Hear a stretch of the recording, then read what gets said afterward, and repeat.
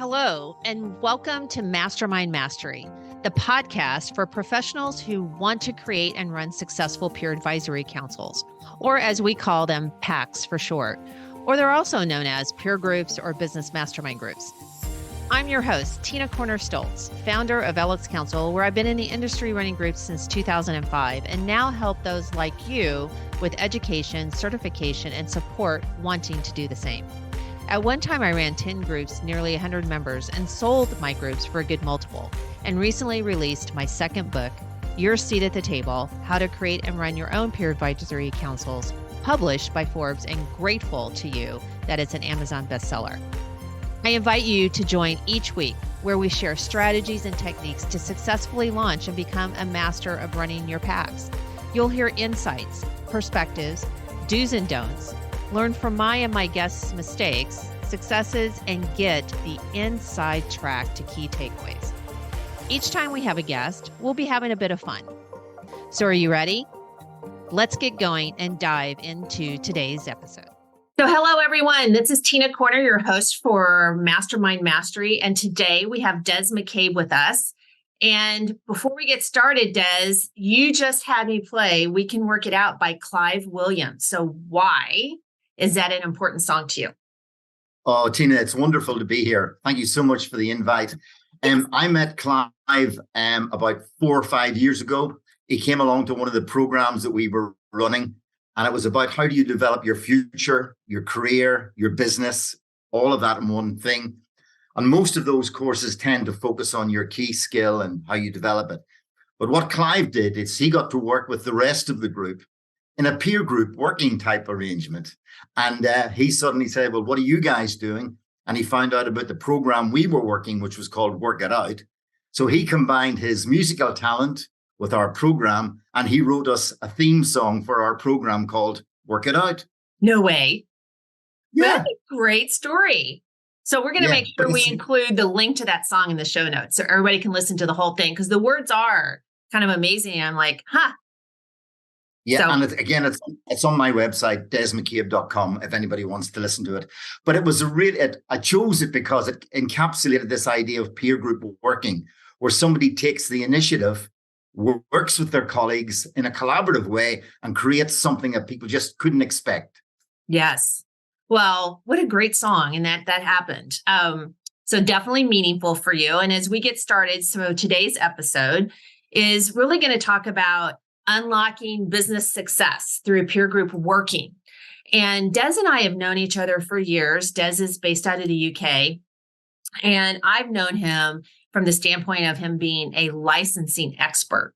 And Des has written like multiple books. We'll kind of talk a little bit about that.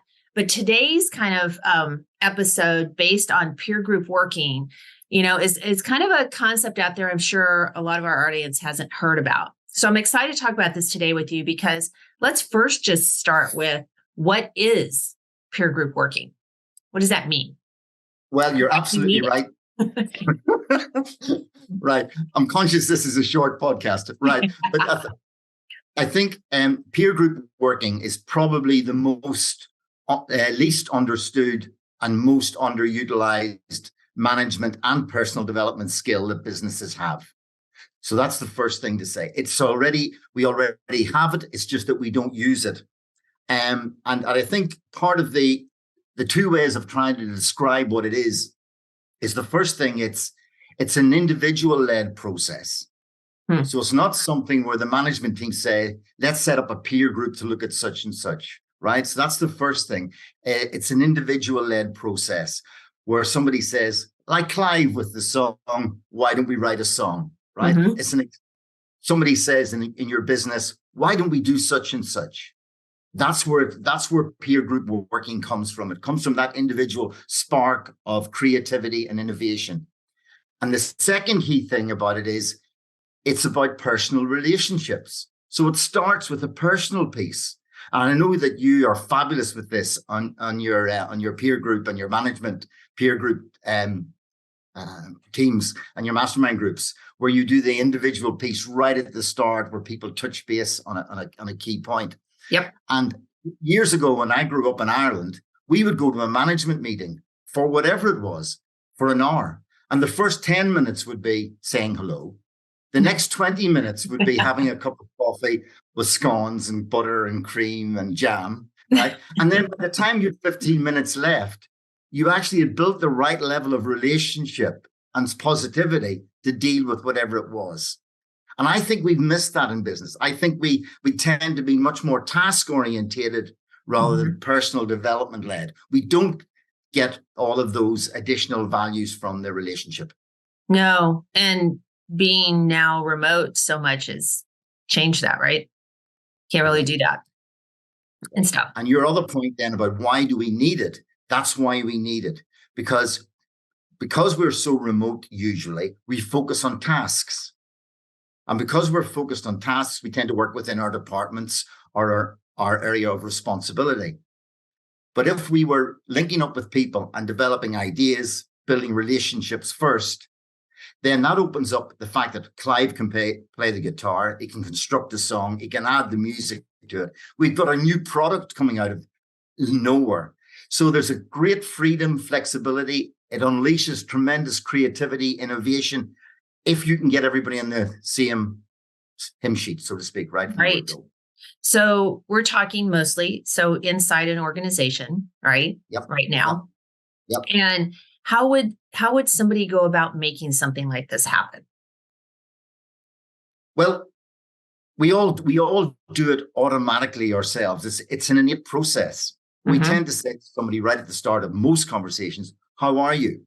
And then we stop, right? So so the first thing is there has to be a clear permission from the organization written into its values and behaviors that says we're a people organization. And that means that we talk about the things that matter to those people. How are the kids? What's happening with the mortgage? What's happening with your bills? Did you get the grass cut? Right? Whatever it happens to be, because that takes us into that personal conversation and level of understanding. So that's the very first thing the organization has to do. And what we've created at the moment, we've sanitized our business world over the last 20 years. So that it's almost transactional. We turn up, we do our tasks, and we go home. And we've lost this huge amount of value that sits within each person that lies undiscovered and untapped and underutilized. So first of all, the organization has to make it clear that this is what we're about. We want to get the best out of you, not just the piece that we're hiring you for to do your job. Yeah, it could be a phenomenal whatever else that we don't know about. Right. And so it's also allowing time, right? And that it's okay to have time to get to know each other. Right. Well, let's go back to the Irish meeting, because you still get more done, but you're not spending all your time doing it. And you will know the phrase, time expands to fill work expands to fill the time available. Right. So if we have an hour Zoom, we use the hour. Right. Right.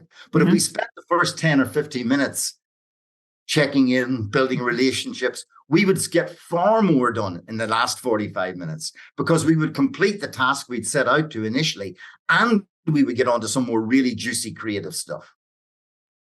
Because everyone is now in a better mindset place, right? Yeah, and we've discovered something new. We've discovered that they're good at something. We found out they have a particular need of something. We know somebody that can help them. We've got some ideas for websites they should link into. Yeah, or there's a business opportunity we've spotted. We know it's not in our department, but it might be relevant to you. Now, those things are normally outside of the normal task-oriented meeting.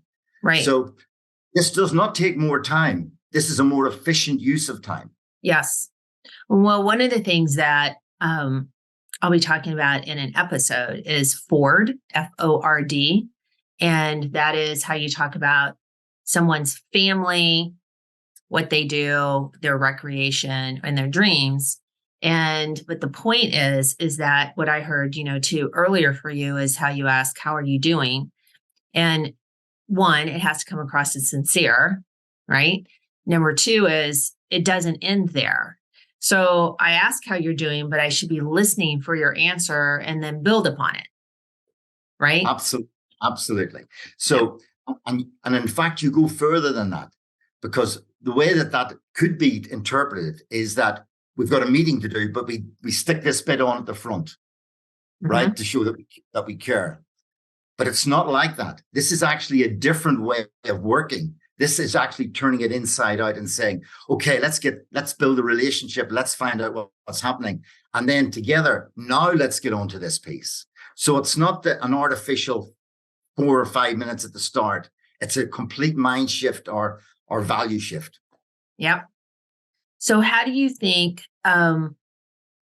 organizations should do that? Like, how do you get people to do this inside an organization, you think? Well, first of all, people need to understand that they have permission. So, right. It goes back to you saying the organization has to say we're a people organization, right? Okay. And this is the way that we work. We're interested in people. We want to find out more. We haven't just hired you to do the job.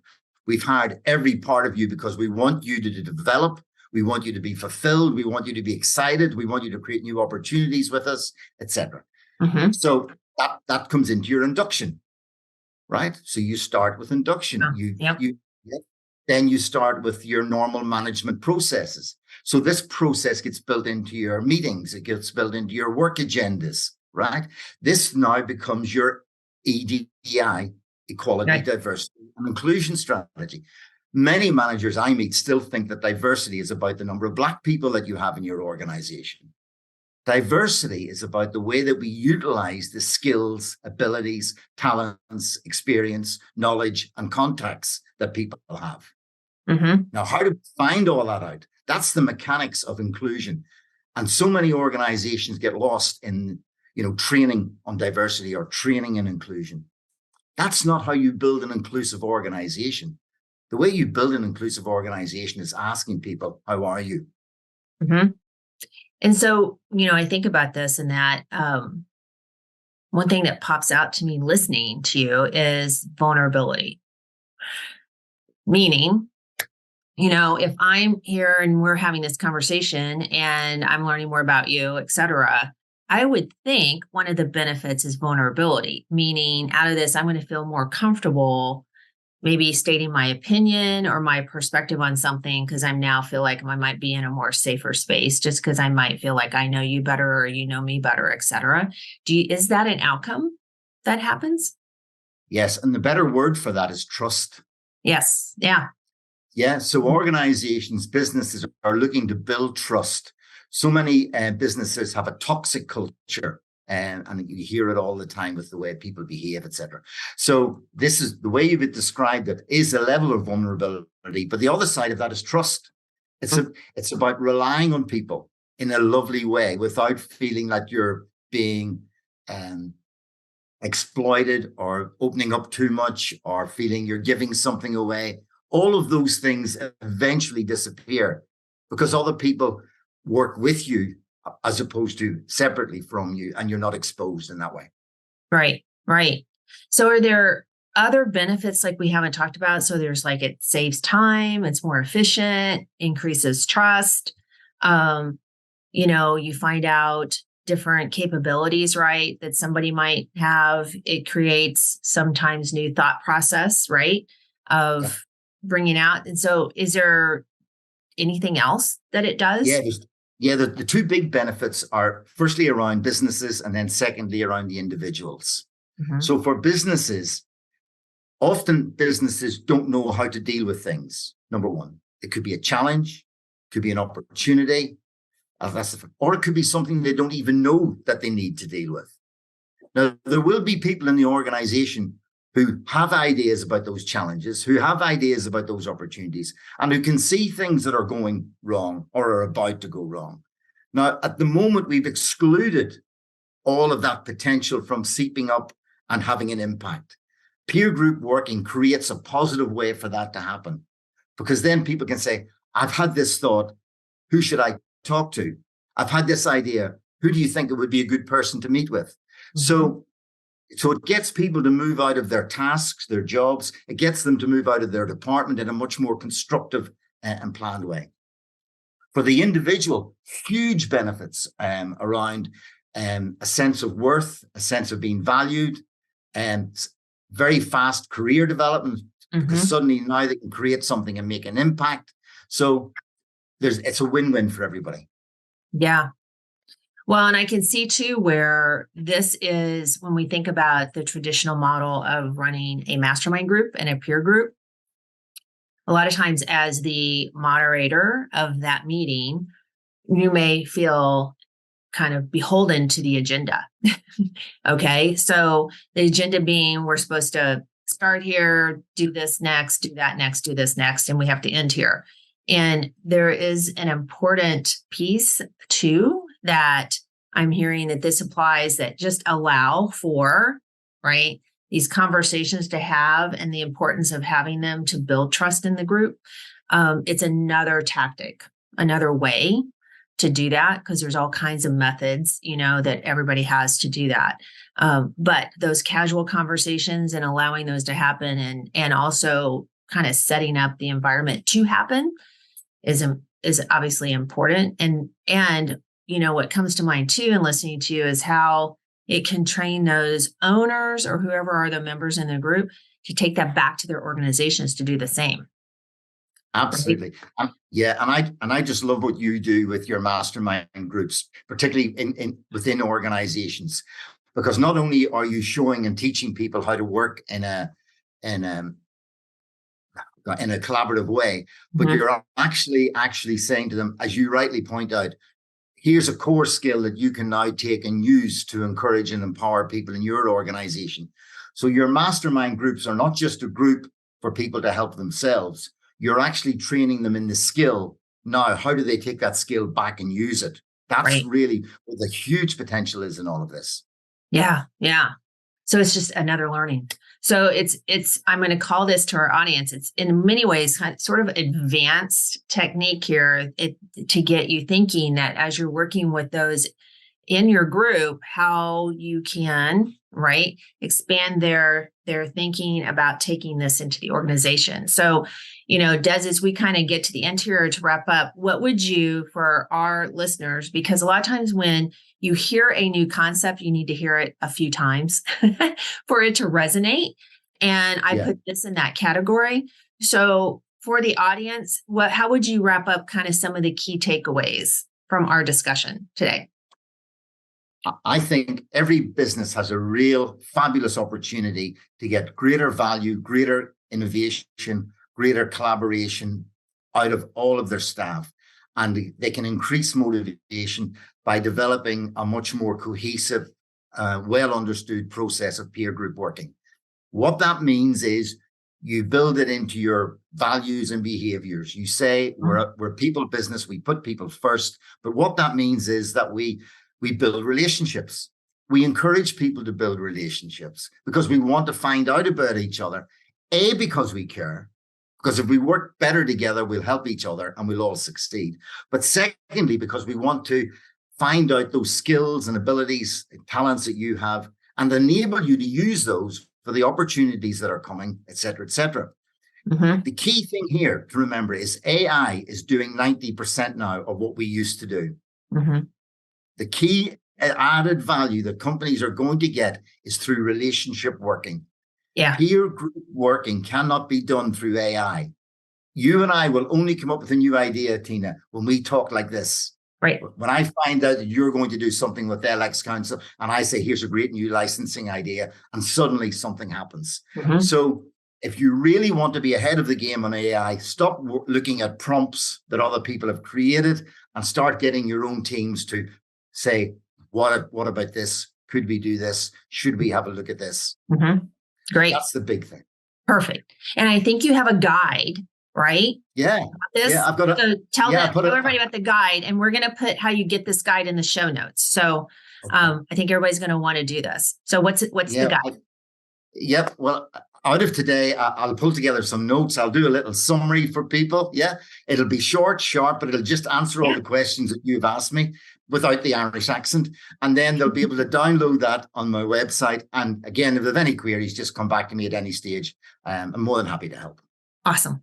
Well, I know you will definitely come back because there's lots of other thought-provoking ideas that you have that I want to make sure the audience gets to hear that, our listeners. So as we always end the episode, what is the one piece of wisdom, right, insight you would give to the audience about the whole peer group concept that you would love to share? You just landed this on me. So what I would say is, start right now to have real conversations with people. Yes. Don't start and say, did you get the task done? Mm-hmm. Don't start by saying, where are the numbers? Start by saying, I'd love to have a chat with you, find out, or let's meet for a cup of coffee, or let's spend the first 5 minutes just catching up with where your career's at, or whatever. Yes, absolutely. Well, that takes into so many avenues. So great advice, and appreciate, again, Des, you being here. And people can find you, obviously LinkedIn, right? Is there any other way that would be good if they wanted to connect you? Yeah, desmccabe.com. Okay, well, that's easy. I think we all wish we had that. Ourname.com. So thanks again, Des, and thanks everyone for listening to today's episode. Hey, moderators of groups, thank you so much for listening to today's podcast. To get access to today's show notes and exclusive content and resources, visit tinacornerstoltz.com/podcast or lxcouncil.com, where you can also become part of an exclusive online community, attend our academy, or get free resources, templates, checklists, and more. And you can even contact me there as well. So if this episode resonated with you and you know someone who can also benefit from listening, please share with them by taking a screenshot and even posting on your social media. I also love reviews and appreciate hearing from each of you, those actually doing this wonderful work. Please tune in next week for another episode of Mastermind Mastery. And I'll close by sharing something my mentor did after every learning moment. He shared a shiny pebble from his pocket with anyone he passed knowledge to and asked them to forward that pebble knowledge on. So now, I encourage you to go pass on a pebble, the takeaways you learned today, to either your existing groups or fellow peers. Now, go make it a great one.